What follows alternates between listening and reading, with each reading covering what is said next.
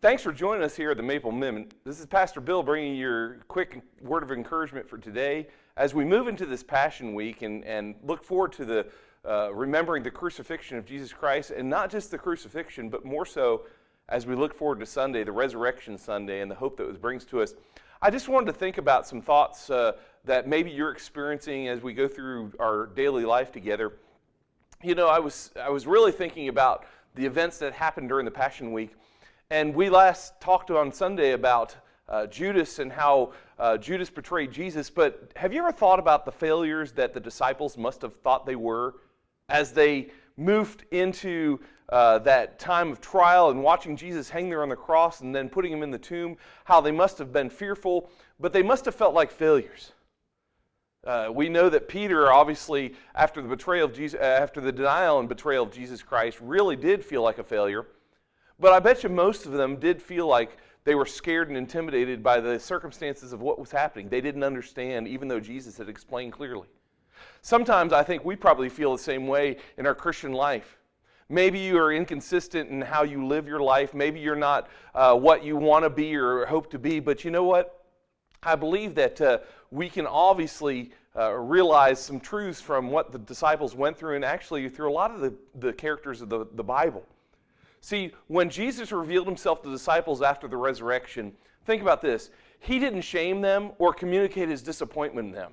That's amazing. In fact, he gave them hope. For the very first time, John recorded when Jesus was in the presence of all the disciples, in John chapter 20, verse 19 in that room, the words that Jesus spoke to them were simple. He said, "Peace be with you." He didn't say, "Hey, you guys all betrayed me. What's up with that?" You know, I think so often we make ourselves into failures that God doesn't make into failures. But you know what? Jesus teaches us this principle through this whole message there in Peace Be With You and how he treated the disciples. In fact, the Bible is clear on this. Failure is often God's greatest tool for success in his kingdom. See, in that room, as well as in our lives, we have to realize this, that Jesus didn't choose the most qualified people. That's a good thing. He didn't choose the most successful people. He didn't choose those who had it all together, and that's really good for me because I'm one of those guys who doesn't have it all together. Rather, God chose those who made themselves available to him, and you probably knew this, but he doesn't choose ability, he chooses availability.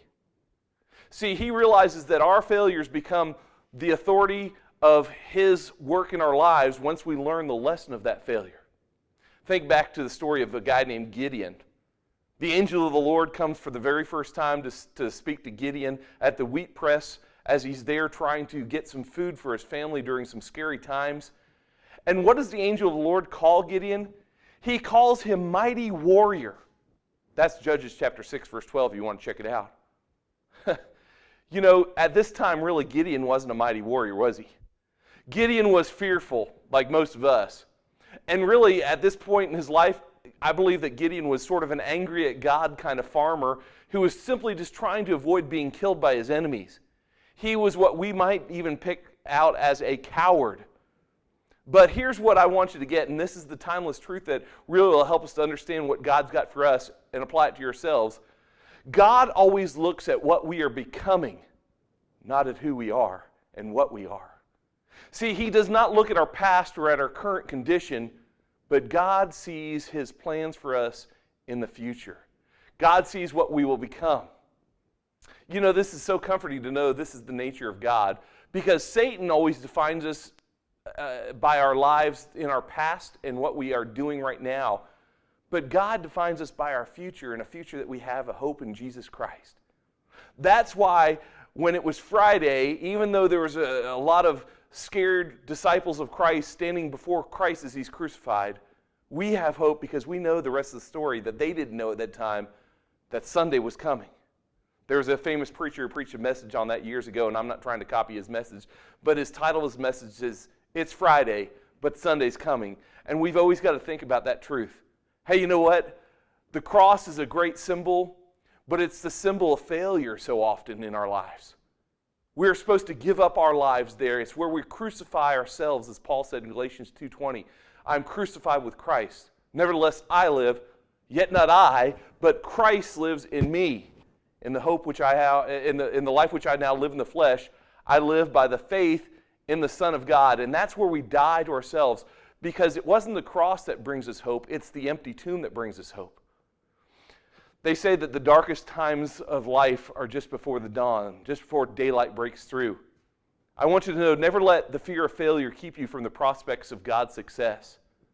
See, failing makes us come one step closer to success. It helps us learn the lessons. God doesn't test us to find out something He already knows about us. He tests us to let us know about ourselves so we can grow into that maturity in Him. If you hope to succeed in your Christian life, then learn everything you can from your past failures and your present failures. But I want you to know this, that God sees your failures as preparation for success. Well, I hope that encourages for today, and we'll be looking forward for you to tune in on Sunday to watch our Resurrection Sunday service. Encourage somebody maybe who doesn't even know Jesus Christ with the truth. And don't let your failures, don't let your present or your past mark who you are. Realize you are special in God's eyes. So until next time, thanks for tuning in, Maple. We'll see you later. Bye.